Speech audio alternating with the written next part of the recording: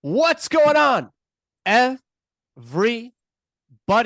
You've got the card board coach here with your boy, Coach Co. And team, we've got a very special guest on the podcast here today. We've got Steven from FILTHBOMB Breaks. How you doing today, man? Man, I'm feeling great. How about you? A lot better now that you're here. So team, if you guys follow me on Instagram, you have probably seen either FILTHBOMB or you've seen Steven's face before. I wanted to introduce the people who haven't met Steven and just FILTHBOMB in general, and talk a little bit about what FILTHBOMB's about, where the name came from, where this inception started, and really dive into some important hobby topics as well. So Steven, I want to thank you so much for taking the time to jump on here today. Yo, thank you for having me. For real. I appreciate it. Awesome, man. So let's talk a little bit about, your own collecting journey first and foremost. So where does it start? Where does, now all of a sudden it's 2023, FILTHBOMB Breaks is pretty big in the breaking space. You guys have been doing a lot with respect to fanatics. Your allocation is on point. We can talk about that later on as well. But like, how did we get here? You know what I mean? Yeah, it started from as early as I can remember, collecting.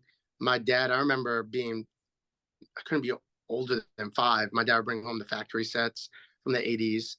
And then some wax packs from the 80s. I remember being in his bedroom, opening up packs, looking for the Tom Glavine rookie.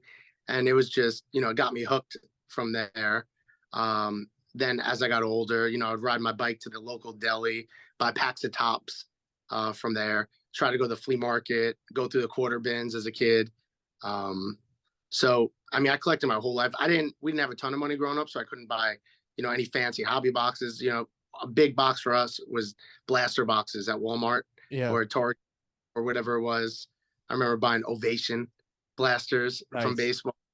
The card looked like the ball. But then, like everyone in high school, I took a little bit of a break from collecting. But about 10 years ago now, I got back into collecting. Jackie Robinson, I really, had a passion for collecting Robinson and the Dodgers, Brooklyn Dodgers. So I started buying up his cards. And then 2017, 2018, I discovered breaking. And it just was like a perfect marriage. I was like, all right, this I could actually do and potentially make a living doing. I don't care if it's a great living because I just enjoy it. So I was just ready to take the leap, and I went, 100% into it. And then fast forward with a little bit of luck from COVID, obviously, but yeah, that blew up the hobby. Didn't expect to ever be here, but we're here, I love it. I got a few questions for you. The first, you said you rode over to your local deli. Is that bagels and wax, bro? Hell no. Oh, man. What? I don't even know if Redeem had it yet. Yeah. No, he said back in the day they had allocation. Did they? Yeah, bro. That's why I asked. Yeah. No, I'm like driving. I'm like 25 minutes from him, so there's no way I was riding my bike there. No, like a straight 800 square foot deli that had Boar's Head, and there was just one box of top Series 1 or Score. So we would go a pack at a time, That's so interesting that delis back in the day had cards, man. Like, because this is multiple instances now that I've heard of delis having allocation for tops. Yeah. It was delis would have it. There were tobacco stores that would have it. Yeah. List by us that carried like high end baseball, so they had like UD Ionics for like back in like the late 90s. So I could never afford those, but it was just I'd go window shop at the florist. That's so wild, man. I love that.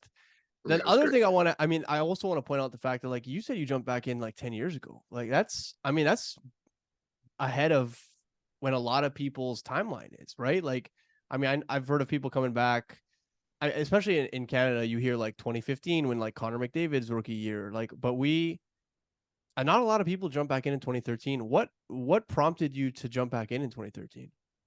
it was just, it's always been a passion. So it's like, whether it be I'd be home one night bored and I'd go look through my collection, and then you would just like rekindle the fire. Yeah. I actually had a store. I opened up a store in our town in 2014, but it wasn't focused on sports cars as much as memorabilia and stuff like that, like sports gifts.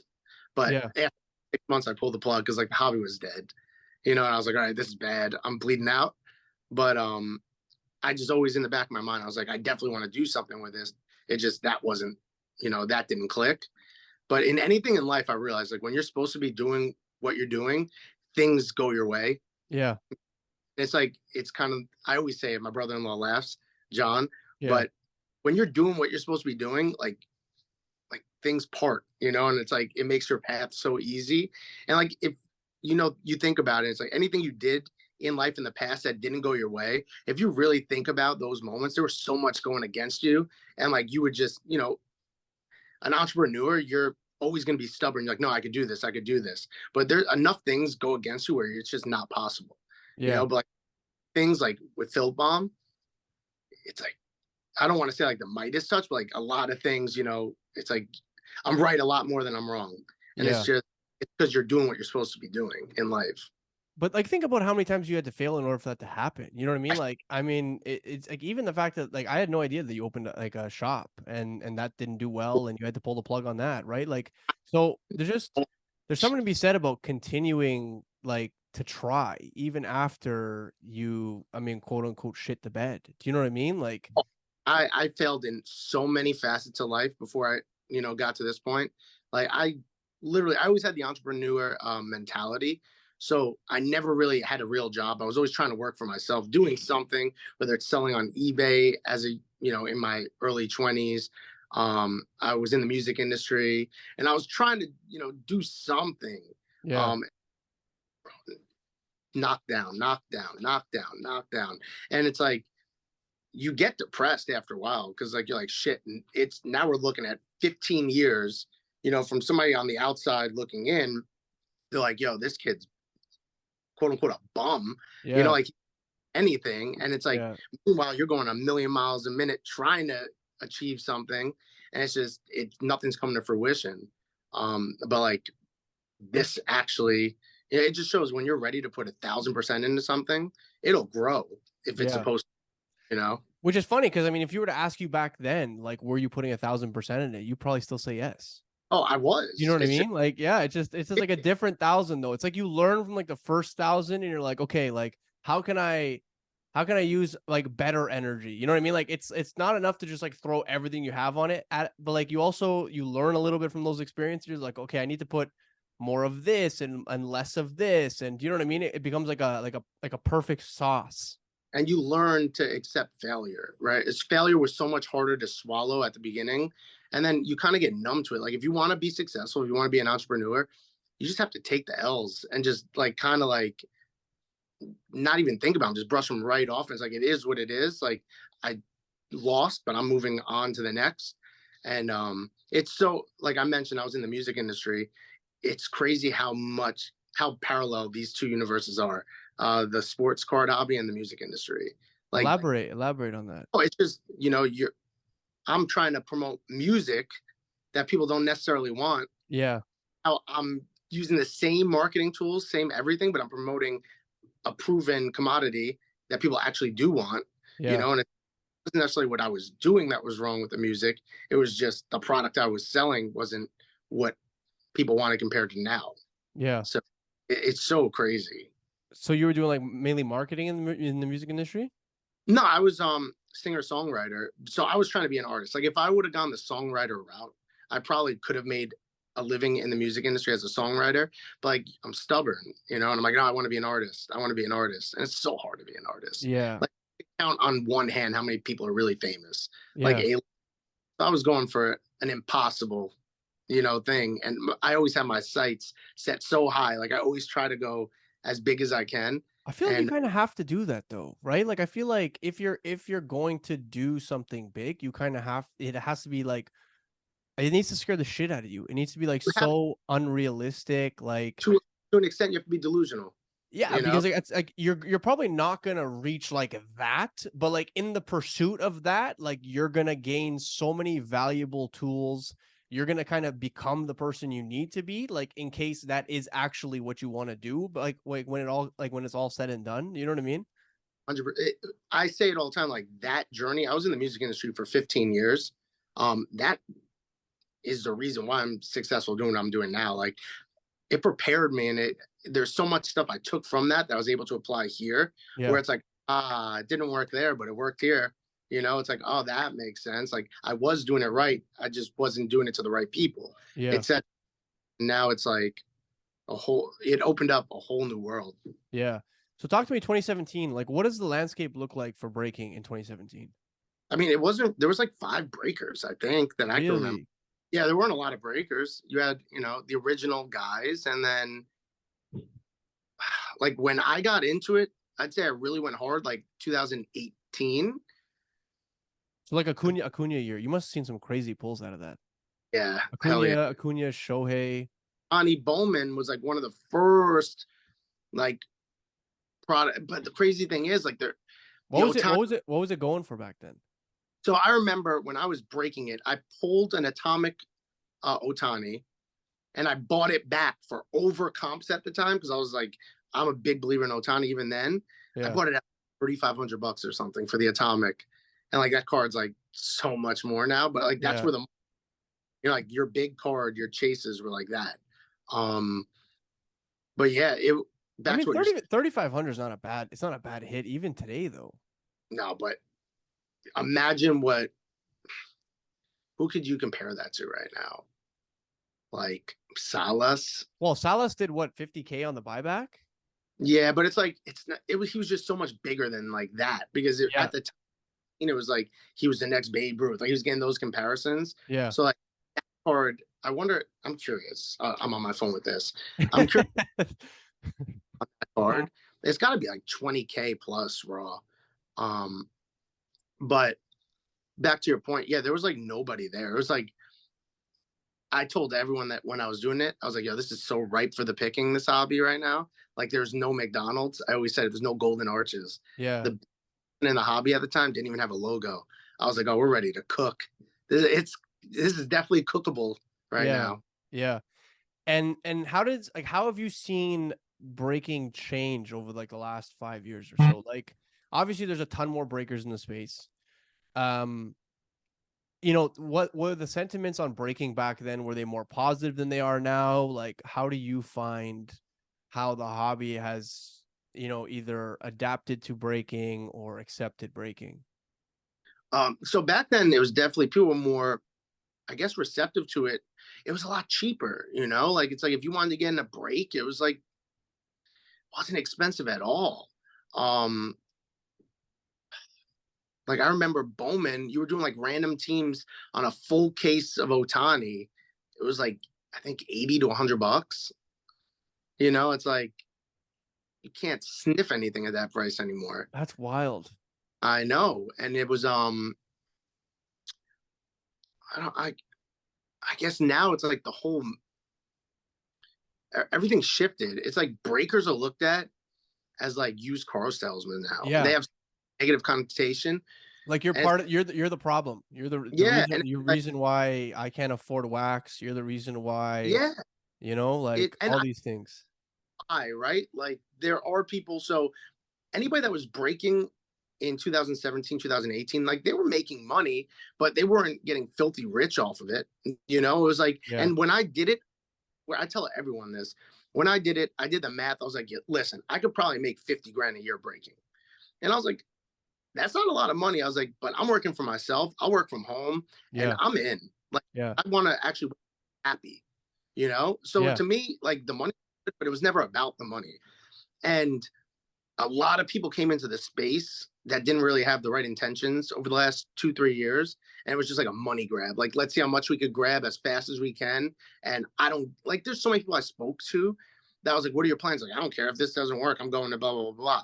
And it's like, oh, so you're not like, Like you're you're not really, serious. You know what I mean? You're not like no, you're not. Yeah. Yeah. you're Yeah. not, you're trying to catch a lick and be out. Yeah. And I'd say like 9 out of every 10 people I spoke to in the hobby, they were the same way. I'm like, you're not worried, if like things go bad? It's like, no, okay, I'll go right back to what I was doing.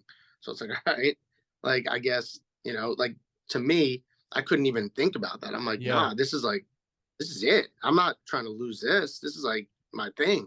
Yeah. So I think to a certain extent, people saw bad sides of people and they were like, this guy's slimy. This guy's not trustworthy. This guy, he's in it for the money. This guy, like, obviously you have to make some money, but it's like, if your end game is 25, 30 years from now, not 2 months from now, it's a completely different thing.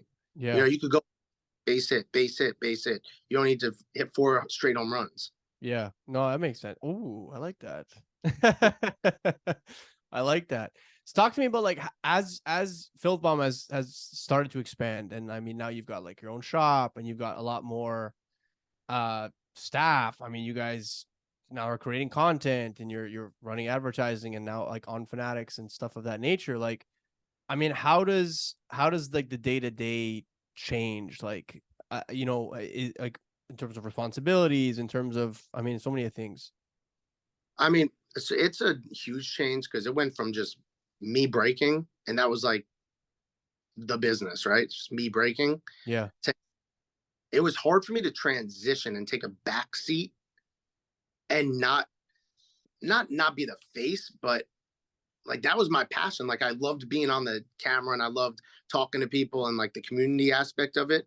And it was hard to take a backseat and be like, all right, now you do this, you do what I did.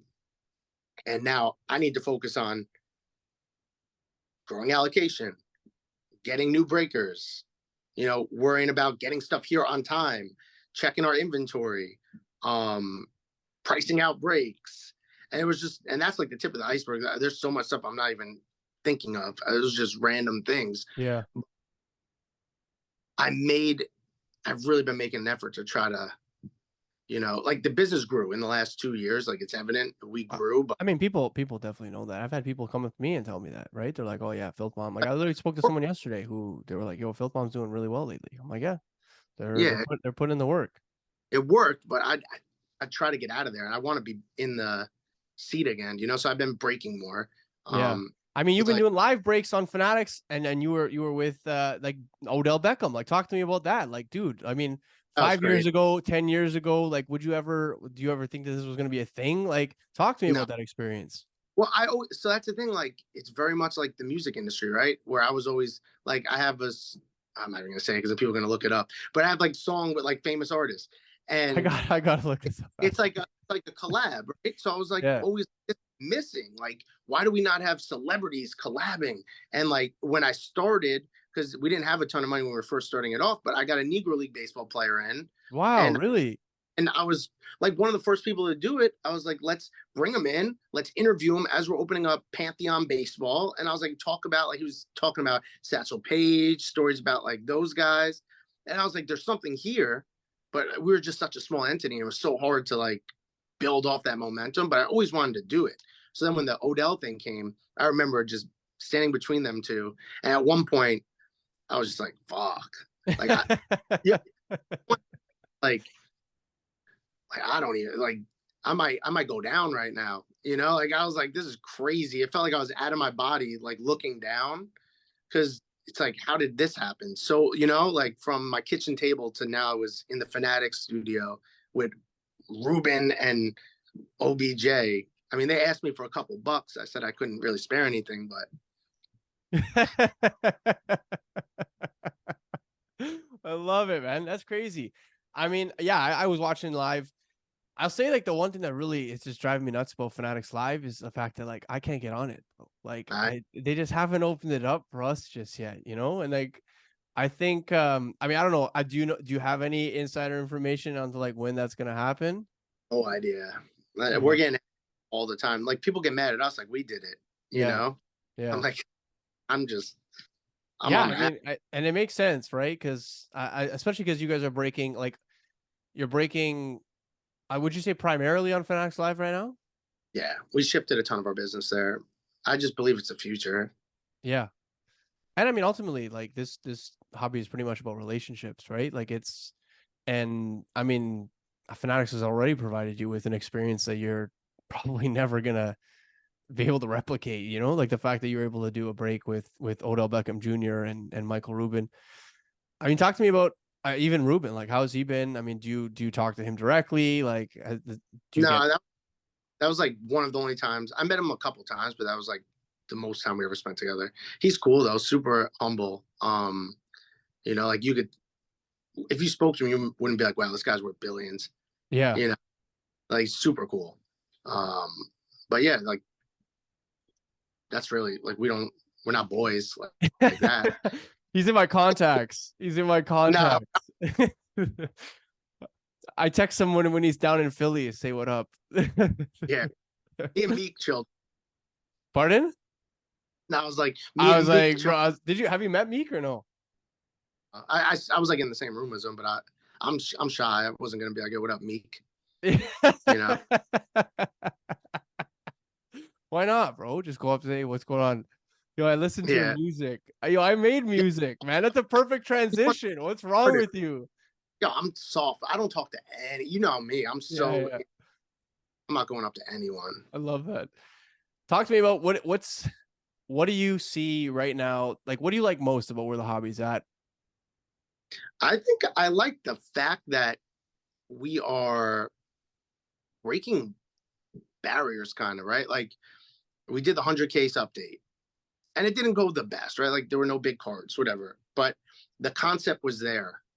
We brought 100 cases to one place and provided an experience that you're not going to get anywhere else.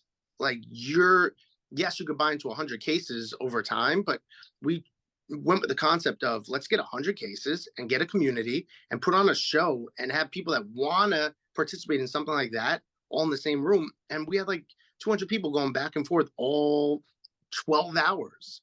And we were like, this is just a tip. It worked, like the cards that were supposed to come out didn't come out, but we were like, there's something here.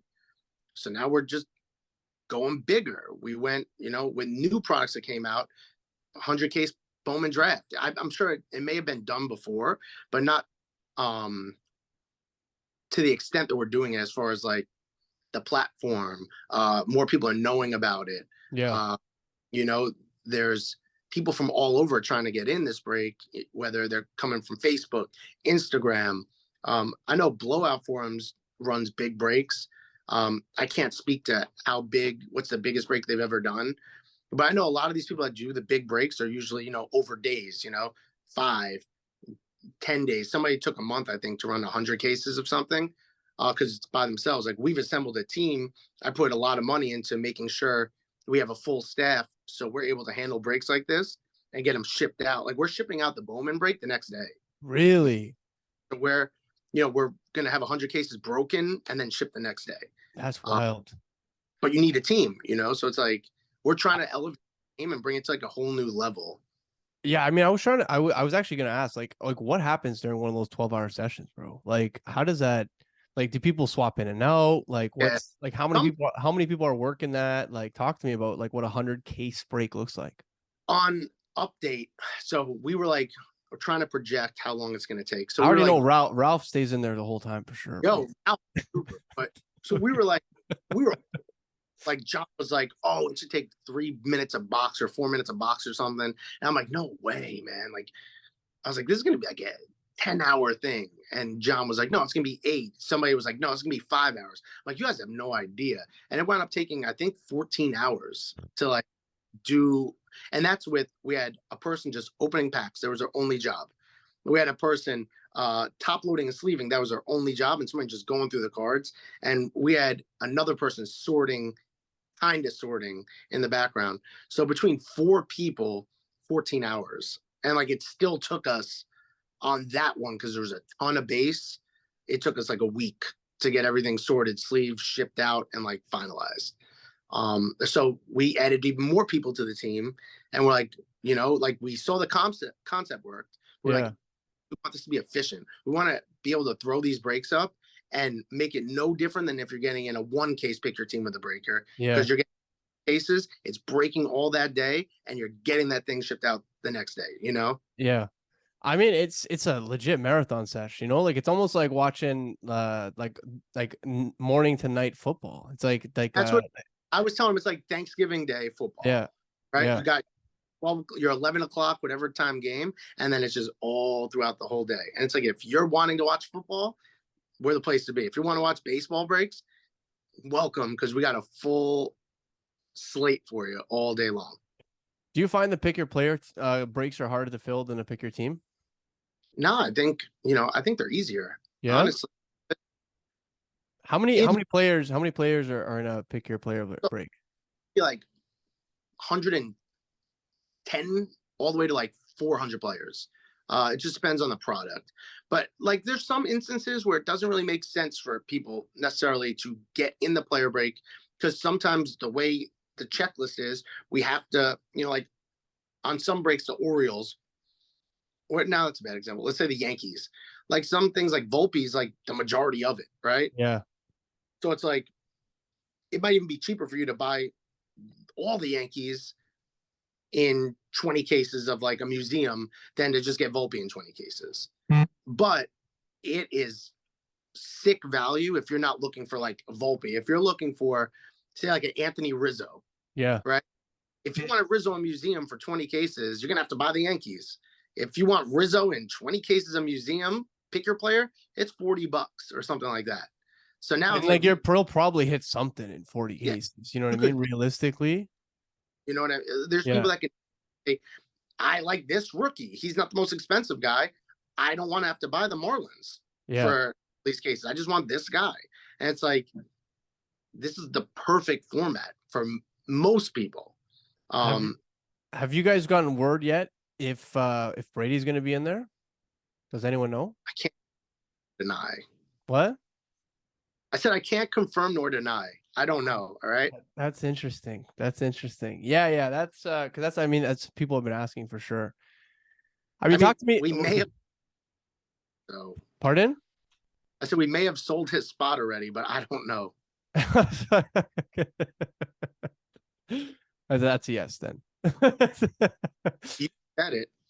I mean, talk to me about like 100 case allocation, right? There's people out there that are, I mean, not happy about the fact that you guys have 100 case allocation. I mean, probably more than that if you're running a 100 case break. At the very least, you got off the bat 100 cases.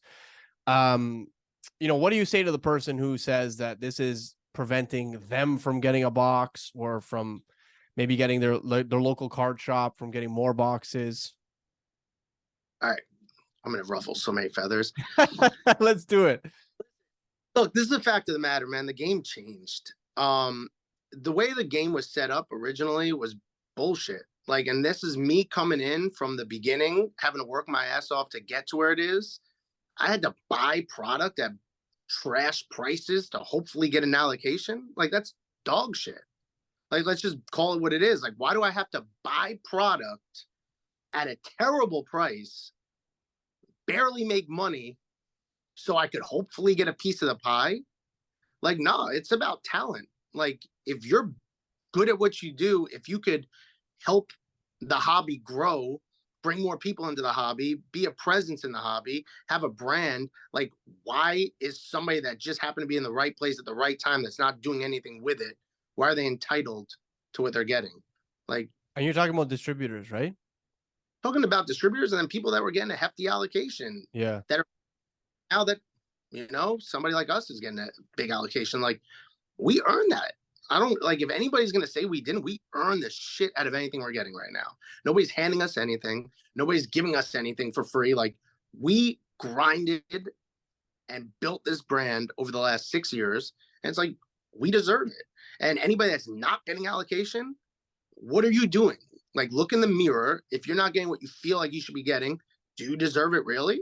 Like, are you putting in the work? Like, this isn't something where it's like, yo, you're half in, half out. Like, you see a lot of people shrinking. The hobby's shrinking with breakers. People were half in because they were making money. Now they're 100% out because it actually is work. Like, yeah. If you weren't willing to make 50K when you started, you're probably out right now. You're probably not trying to grind it out right now. Yeah, and I mean, and Michael Rubin has said multiple times that he wants. I mean, obviously he said like 10x. I don't know who came up with this 10x the hobby thing, but that's like the most quoted. You know, how can we 10x the hobby? And his biggest thing is marketing. I mean, when he bought Tops, when Fanatics bought Tops, he said that, you know, the market existed. This like $1 billion market existed without any marketing, and that like, I mean, essentially his goal was to market the shit out of this. My biggest thing when people say stuff like that is I just don't know how many of them were would be as intrigued to buy boxes as they like as the prices continue to increase. You know what I mean? Like you can't really go back and say like the average person who was just buying a box for the sake of buying a box, as prices continue to increase, of course, I feel bad for that person, right? Because I mean their costs has continued to go up, and they all they want to do is buy, and they probably don't sell, and like we all know someone like that, right? And that's awful. But the people who are like upset that they're not the ones making the money, I just don't. I'm like, I don't understand how you can sit here and be so upset that you're not the one making the money. You know, maybe you need to pivot your business model. Maybe you need to pivot the way that you do business in general. Like, I mean, this has happened so many times in the sports card market where, you know, people are making a lot of money doing something and then there's a correction. I mean, it happened with PSA, right? PSA was people were making a killing submitting with PSA, right? Early 2020, the people that were submitting with PSA made a fortune. The amount of base 10s that came back that they sold for 10x value just because they were 10s, they were fucking killing it.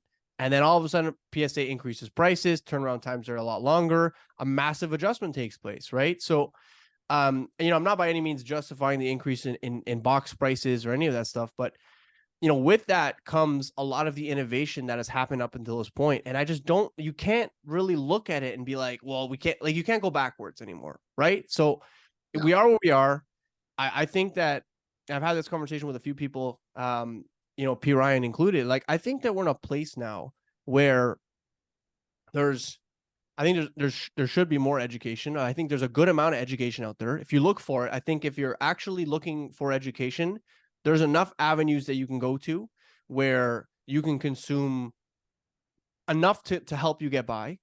I think that more and more people are refining their collections and their niches. And I think that there's more dialogue now than ever about ands versus ors. And I'll explain what that means. I think that more people now are really leaning into like to the PC comment. You know, if I like game used mem, like I'm collecting that and sports cards. Whereas before it was like I need to pick a lane. I think now people are like, what do I really like? Like, do I like fucking shoes and cards? Like, there's nothing wrong with liking both. Do you know what I mean? Like, you can like multiple forms of collectibles. Most of us grew up as collectors, period. So we were fucking collecting. I know I was collecting fossils growing up. Like I was collecting rocks. I was, you know what I mean? Like I've always been a collector of all kinds, you know, like I've been a fucking hoarder my whole life. Right. So I think that we live in now more than ever the world of ands, which I love. I think that a lot of people are really refining. And ironically enough, those are like almost hypocritical statements, but I think a lot of people are refining what they actually like.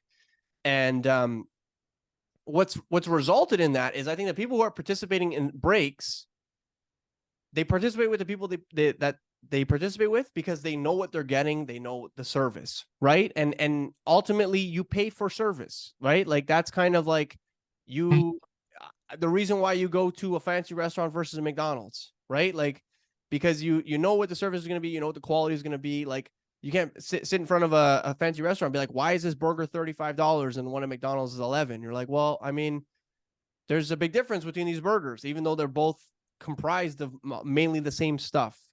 That's kind of my take. Obviously, you mean you know I have a relationship. That being said, I know that breaks aren't for me. You know, so like me personally, I'm not buying into a break. Why? Because I know that I can just buy the guy I want if I wait 6 months.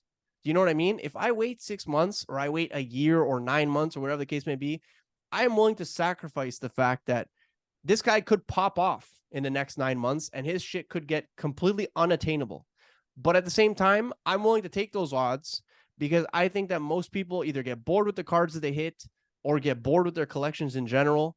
And I will probably be able to buy in at like a dip of some kind if I just wait. So, I mean, all that to say that I think the market has now started to do exactly whatever the fuck everyone wants. Oh, for sure. And I think that's the beauty of the hobby is there's got to be somebody like you doing what you're doing in order for the ecosystem to work, because somebody that pulls that card needs to be able to sell it, I and you're agree. waiting, Yes. right, to buy it from that person down the road. One thing I want to touch on, though, that I didn't even mention is I think one of the biggest mess ups that people in the hobby made during this whole period is, when you mentioned the allocation, a lot of people, man, played the wholesale game. That was that's one thing we didn't go 100% in. We dabbled. We didn't go hard with it. And rather than build a brand, they were building their bankroll.